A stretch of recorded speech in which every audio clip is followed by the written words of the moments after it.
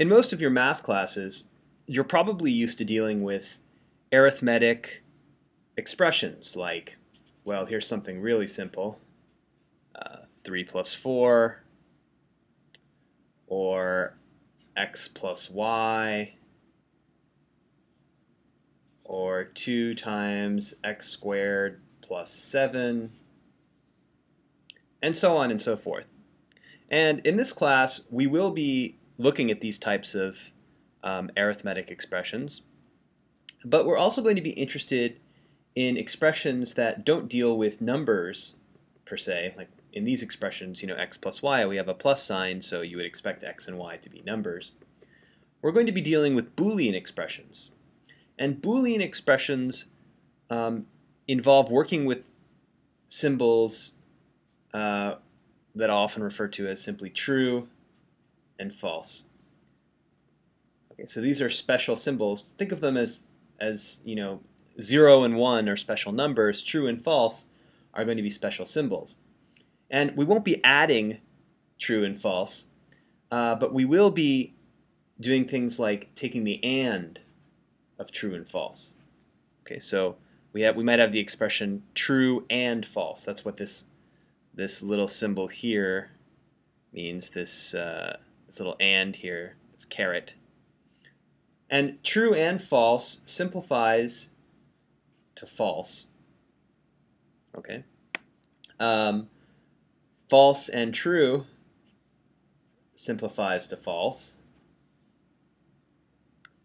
False and false simplifies to false. And true simplifies to true. This is sort of a truth table for how the AND operator works on these special symbols true and false. Now you may have seen this before, but stick with me here because things will become more complicated pretty quickly. There's also, so this is the AND operator. And then, we have the OR, something called the OR operator. And here we have true or false is equivalent to true. False or true is equivalent to true. False or false is equivalent to false. And true or true is equivalent to true. Okay, so one other simple operation that we'll need is something is just called negation. It's the not operator.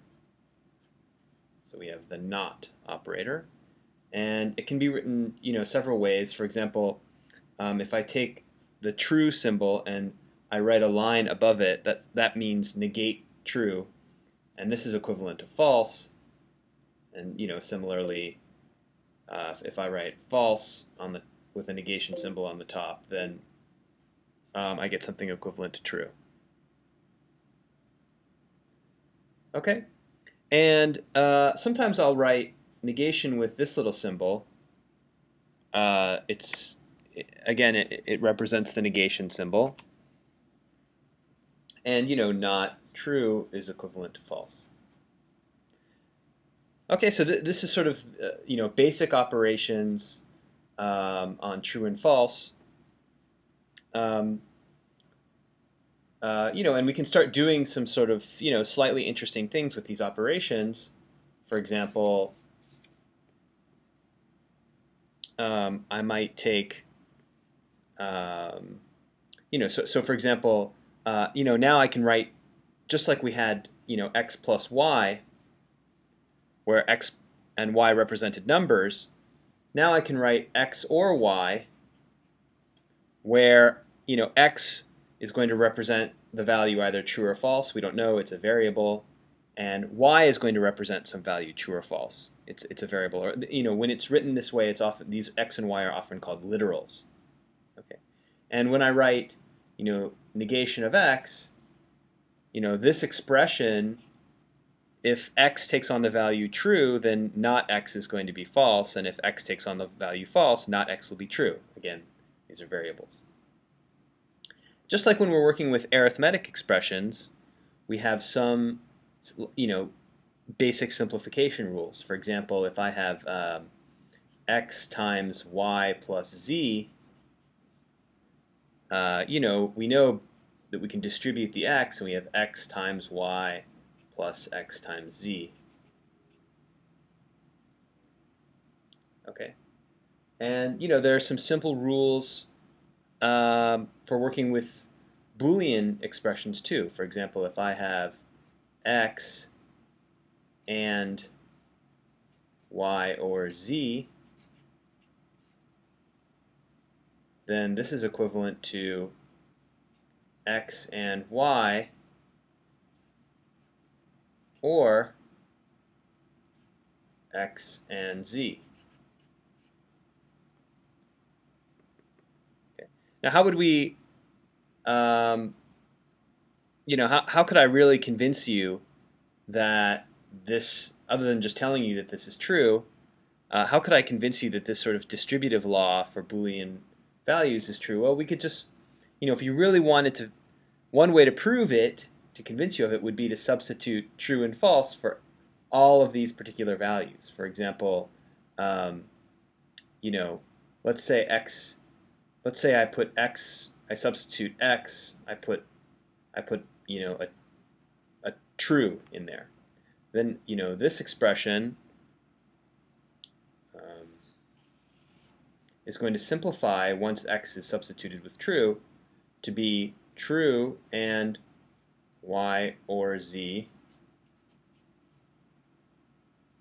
Okay, and the one on the right hand side, if x is true, is going to be true and y, which leaves us with y, and true and z, which leaves us with z. Okay, and then what is true and y or z? Well, that's just y or z. And so you can see that this expression is equivalent to this expression. And if we were to substitute in x equals false, well, on the left-hand side here, we would get false and something, so that would simplify down to false. And on the right-hand side, we would have x and we would have false and y, which is false. So this would simplify to false. Or false and z, which simplifies to false. And then we're left with false or false, and so on the right-hand side, this whole expression is going to simplify to false. Okay, so when we substituted true for x, we got the same expression on both sides. When we substituted false for x, we got the same expression on both sides. So you can see that these two expressions here really are equivalent. In the next module, we'll start to talk about some more interesting properties of Boolean formulas.